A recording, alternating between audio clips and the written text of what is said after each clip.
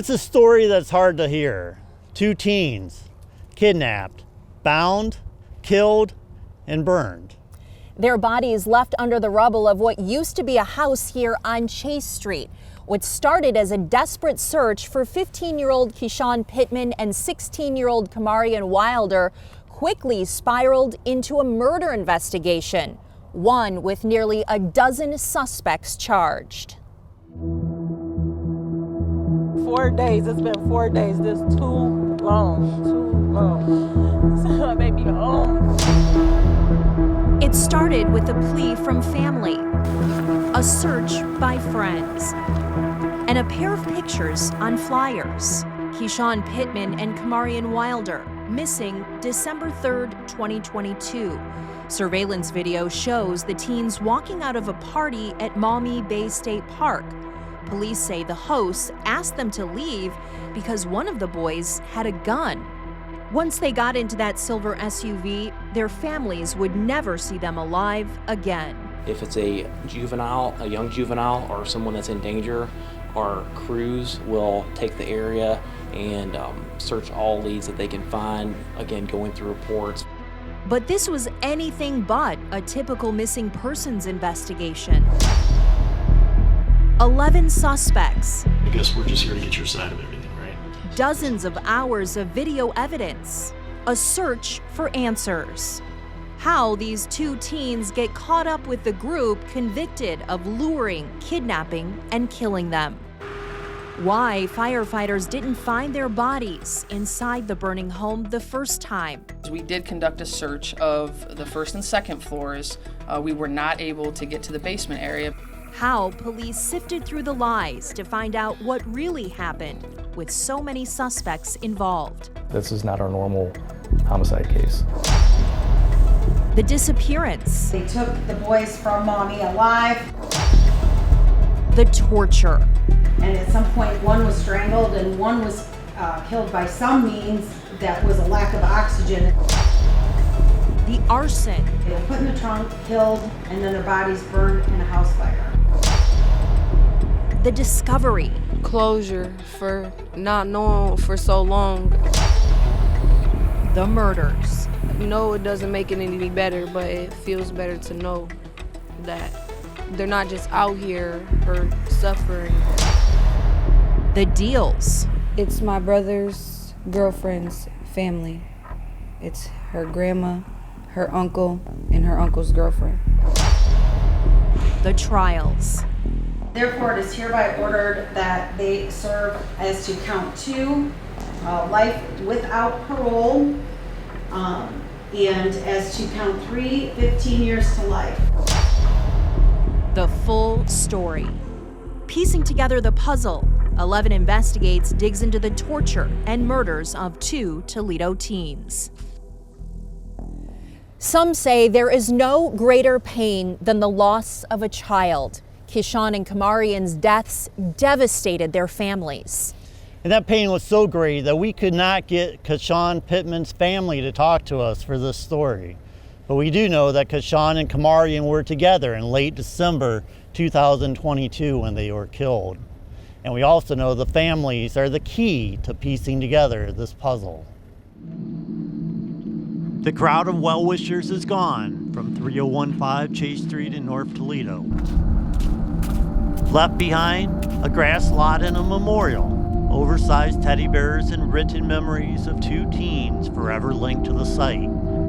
The bodies of Kamarian Wilder and KyShawn Pittman were found here on December 15, 2022, in the rubble of a house destroyed by fire. The discovery kicks off an intense police and FBI investigation. 11 people go to prison, 2 other families destroyed. My aunt, Elissa, came in my room and I was setting up my bed to my new room, and she came in my room and said, "They found another body, baby." And I was like, "No." And she was like, "It's the boys." And I just closed the door on her face and I slid down my wall and cried. No matter what.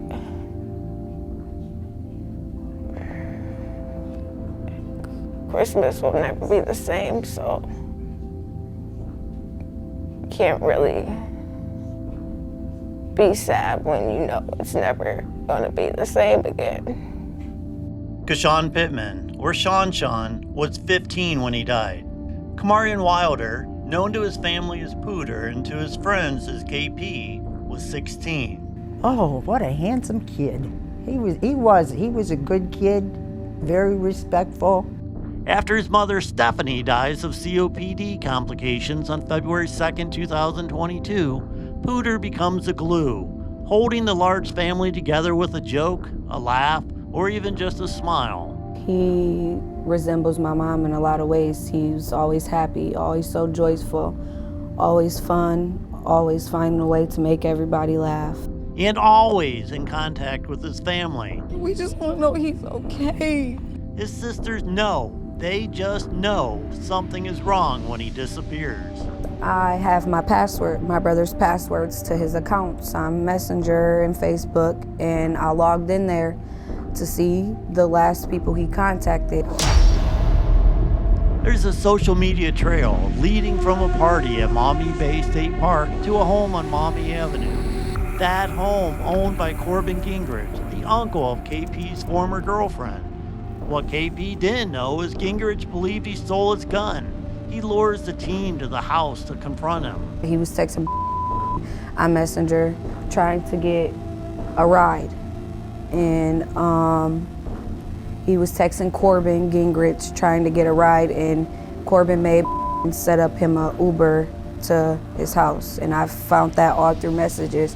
Surveillance video shows KP and KyShawn Pittman leaving Maumee Bay around 8:20 on the night of December 3rd. Later, a message from KP to his family says he's in Gingrich's basement. He talks with his cousin Amari on a video call. Then, all contact ends at 507 Maumee Avenue. Me and my dad went over there. My dad made me sit in the car outside the house, and he knocked on the door. And he asked them if my brother was there. At the time, they said he wasn't, but they were lying. I was crying. I was sitting in the car, and I was screaming to my dad, telling them that I knew they were lying, to not believe them, to go in their house and look for himself. But at the time, we was scared that if we retaliated something, if my brother wasn't already passed away, something bad would have happened to him. What could possibly be the motive for killing two young teenagers? Well, in the days after their disappearance, the motive becomes a little clearer. However, nobody could have predicted how complicated the story is about to become. A call to Malia from Gingrich's niece lays out the motive. We obtained the video through a police records request. The niece says Gingrich believed Kamarion took his gun, but he's wrong. He finds it days after the boys disappeared. And I guess he said that Pooter told him that he took one of my uncle's guns and he was going back to take more, and now he's missing. When my aunt said her and his gun is still there. For the next 10 days, there are no more answers. All those days we didn't sleep, we didn't eat, we didn't come home to our family. We sat outside every single day, day in, day out, searching for my brother. In woods, train tracks, everywhere, places that he would have never even been. And then, he and KyShawn are found in the rubble. It was terrible. It was terrible. It hit me very hard, as it did everybody else. I mean, not even just family, friends, the whole city really was pretty devastating. The lives of two young teens ended. I just remember all the good things. Our childhood memories.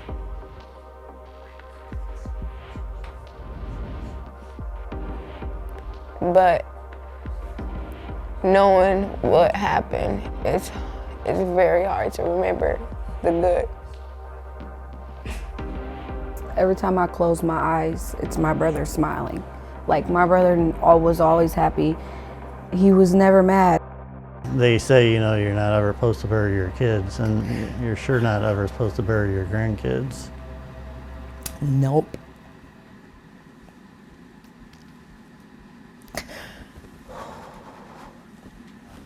One of the biggest challenges for detectives is to hear a bunch of stories from suspects, then trying to figure out who's telling you the truth. There were so many different stories related to the murders. If there was to be justice in this case for the boys, it was up to Toledo police to figure it all out. I can't think of one that sort of unfolded the way this one did. Mostly revenge and punishment. We probably had as many as almost 50 people on the south end checking vacant houses and other areas where we thought the boys could have been. At first, the search for Kamarian Wilder and KyShawn Pittman was one to find the boys. Their families last heard from them December 3rd and reported them missing on the 5th. We've been in alleys, abandoned houses, we've been neighborhoods, knocking on doors. Everyone was looking for the boys. Just gonna try to cover as much land while it's daylight. The case made its way to Sergeant Roy Kennedy on December 9th, who said suspicion was growing they were kidnapped. At that point, we'd received information, wasn't verified by any means, that the boys were being held somewhere. The boys were kicked out of a party at Maumee Bay State Park on the 3rd because they had a gun. You can see them at the front desk in this surveillance video at 8:13 p.m. They leave in this Uber at 8:14, arranged by Kamarian's acquaintance, Nino. Police say these messages on Nino's phone between him and Kamarian show Nino set up the Uber ride, luring Kamarian and KyShawn to his uncle, Corbin Gingrich's house on Maumee Avenue, where Kamarian was about to be confronted for stealing a gun. Here's a police interview with Don Eames, one of the people at that house. Even KP's girlfriend, Angelina, all of them knew that KP took the gun. And the Uber driver confirming she picked the boys up from Maumee Bay and took them to a house in South Toledo. So you picked them up, it looks like right at 8:14, 8:15. Yep, that sounds about right. But Sergeant Kennedy says all the people who were at that house that night were lying, furthering suspicion the boys were in danger and that they were covering it up. But when family went there to kind of talk to them about it, they pretended they hadn't seen them, even though we had posts confirming from that address, confirming that they were in fact there. So that was one of the big red flags right away. And then we brought them in here, and they told us some stories that didn't quite resonate truthfully. Me and my dad went over there. My dad made me sit in the car outside the house, and he knocked on the door, and he asked them if my brother was there. At the time, they said he wasn't, but they were lying. TPD brought in the Metro Drug Task Force, the BCI, and FBI, which used flock cameras and cell phone data to look into conversations and the whereabouts of all these people, while TPD tried to pin down the truth in a series of interviews. It's been said that maybe you went in there and maybe smacked one of the kids when you saw him. Is that true or not true? No, I didn't hit nobody with. Not that we're not there with the case. We're not there yet with your honest. Well, I'm being honest. Hold on. They were all booked on charges related to lying because the evidence, including this photo of the boys tied up in the basement on Maumee Avenue, told a different story. A story now turning to murder. So that gives us an actual scene of where things started, because we know they go to the house voluntarily, and then once they're there, they end up tied up in the basement. So we know that was the turning point for when things were going sideways. Plea deals were made with several of the defendants. They share the truth and avoid a murder charge. This is essentially a favor to you to be able to sit down and give your side of the story, because you're going to get consideration for this, right? The story emerges that Corbin Gingrich sent the photo to his drug associate, Cruz Garcia, who came over and pistol whipped the teens for trying to rob his mother. Garcia then calls Charles Walker and Brent Kohlhofer, who also had beef with the boys for stealing weed. The boys are walked out to the two, who are waiting in an alley behind the house. That's when Chuck and Brett start beating on them and laid them on their stomach, tied them up with the duct tape. They duct taped their hands, their legs, and I want to say around their mouths too, like around their hole right here. And they opened up the trunk. There was a blue tarp in the trunk, and they put them on the blue tarp, laid them next to each other, and that's when they shut the trunk. The others claim their involvement stops there, and Gingrich tells Garcia he's worried the boys are gonna come back and shoot up his house. I had called Cruz and asked him like, hey, what's going on, what happened? I don't want these kids coming and shooting my house up because you guys did some bullshit, you know what I'm saying? Like, they just tied up in my basement. I don't want them to feel some type of way towards me. He's like, bro, don't worry about it. Just, it's fine, bro. They're not gonna do anything to you, brother. Everything's situated. I said, all right. 20 minutes later, he called me back again. And he told me, he said, hey, look, bro, I ain't gonna lie, bro. They ain't real cool. Them little got cremated, bro. They ain't never coming back. But you gotta clean the basement. Garcia also posts this on social media. We don't with lames or thieves. You finished. Now, there was a Mayday. We had a firefighter who fell. The boys were burned in a vacant house that night on Chase Street, but no one, including firefighters, knew that. Here's video from a neighbor's camera. Police say Walker and Kohlhofer also burned the tarp and the boys' clothes in a bonfire at the same time. But police didn't know that until 10 days later, when Pittman's mother said they needed to look for the boys in the fire's remains. She said that it had something to do with that, and this house was set on fire, but again, she also wasn't quite giving up hope that these boys were alive. But those hopes vanished on December 15th when Springfield Township firefighter Shelby Flagel and her cadaver dog Darwin found the boys' remains. I remember he cleared the front of the house and there was just no indication of anything, and he wasn't interested at all. And then he made his way to the back.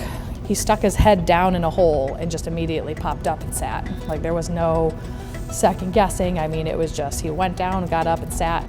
The boys' autopsies revealed Kamarian died of strangulation. KyShawn's cause of death was unknown, and the boys were killed before the fire. Police didn't have DNA from the house on Maumee or in Walker's black Chevy Impala the others said Charles Walker and Brent Kohlhofer put them in. And they're not exactly sure how the boys were killed, but they did have enough evidence, with witness statements and cell phone data, to get convictions of both Walker and Kohlhofer for kidnapping and murder. We, the jury, find the defendant, Charles Walker, guilty. Brent and Charles went over there and then abducted the boys from the house and then took them to, obviously, where they ended up being found. They're all saying that the boys were walked out to Charles Walker's Impala, and that's where they were ultimately taped and bound and placed in the trunk. It rings true. The average murder that we investigate, we get a very little cooperation from most people. This one we got a lot, and I think it has to do with the fact that they were boys. So every case is a snowflake. No two are alike. Most of the people we talked to for this story said they've never seen a case with so many suspects. But not just suspects, people actually involved in helping to kill these teens. Toledo police needed to unravel the mystery, but the prosecutor's office needed to keep together all the moving parts to get justice for KyShawn and Kamarian. At the end of the day, it was about greed and vengeance and getting revenge. I can't say in my experience I've had this many defendants certainly on a murder case. This case seemed to kind of unravel. Both boys were bound, beaten, brought into defendant Walker's trunk alive, and later killed. Their burned bodies were found in the rubble of a house on the same block defendant Walker lives. Defendant Kohlhofer owns multiple properties. After 17 months of investigation, a 9-day trial, and 15 hours of deliberation, a jury closed the book on the kidnappings and murders of Kamarian Wilder and KyShawn Pittman in May of 2024. We, the jury, find the defendant, Charles Walker, guilty. We, the jury, find defendant Brent Kohlhofer guilty. DNA is so important to jurors. They love DNA, and you didn't have any DNA. How big of a concern was that going into this? So, DNA is always something that juries want. Lead prosecutor Maggie Cuck said more items were submitted to BCI for testing in this case than any she's worked. Lowering the expectations on day one during jury selection, she told jurors they would not see DNA evidence. You're one, dealing with it up front and saying, we don't necessarily have it, but can you all agree to put aside that desire for DNA and look at the evidence we do have? But then throughout the trial, you're talking about why you may not have DNA. She says areas were cleaned and the boys were burned, destroying that DNA. So prosecutors honed in on the motive. Various people thought the boys stole from them, including Kohlhofer, who had $60,000 worth of marijuana confiscated by police after an attempted theft just 1 month before the murders. But it was never confirmed whether the boys were the ones who stole. Accusations just trying to cover up the fact of they had no reason to kill them. The trial included the testimony from witnesses and 9 others who received plea deals for information. Quite frankly, I think all of the testimony was that those boys were alive when they left the Maumee Street address. But it's the other evidence that we have in this case, such as the surveillance videos, the cellular record analysis, the text messages, which I think assist in supporting evidence that Cruz Garcia wasn't involved or wasn't there when the boys were killed. Garcia was involved. He admitted to beating the boys with a gun, accusing them of robbing his mom. He then called their killers, Kohlhofer and Walker, and handed the boys over to them, but did not kill them. That's when Chuck and Brett start beating on them. Garcia was initially charged with kidnapping and murder, but made a deal for his testimony. In making that deal, a violent criminal will be out of prison by the time he's 50. Is that a hard decision to make, to strike a deal with someone who's done, I mean, he did beat these kids and hand them over? Absolutely, it is. It's not something that we go into lightly. You're certainly balancing out what are you getting, what are you giving up. And I don't disagree with your assessment. What Cruz Garcia did, what happened inside of that Maumee Street address is abhorrent. It should have never happened. But those boys were also alive when they left that home. Then murdered, dumped, and burned in this home. Cuck says it was a Crime Stoppers tip that led police to that house and the boys' bodies in the basement. Those are allowed to come in anonymous, and when that happens, I don't have access to who that individual was. The person who gave that tip was never identified and did not testify, leading to questions. Who were they, and how did they know? Would I like to know who that person is? Absolutely, because they may have the information that so-and-so told them, and that's certainly something I would like to know. But unless there's more information given, it's hard to identify these, and it's just sometimes pure conjecture. So would I like it? Yes. Is it always possible? No. Despite some of these hurdles, 2 murderers are behind bars for life, and a slew of liars and violent criminals are paying a price too. Prosecutors and police believe justice was served. But for the families of these boys, no punishment will ever be enough. Everybody deserved life with no parole.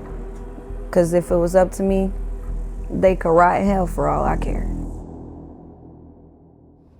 For prosecutors and police, this mystery is pretty clear. KyShawn and Kamarian were beaten in a home here on Maumee Avenue, then killed and taken to a house on Chase Street and burned. Police say Brent Kohlhofer and Charles Walker were responsible for those killings, but you talk to their attorneys and they have a much different story to tell. We, the jury, find defendant Brent Kohlhofer guilty.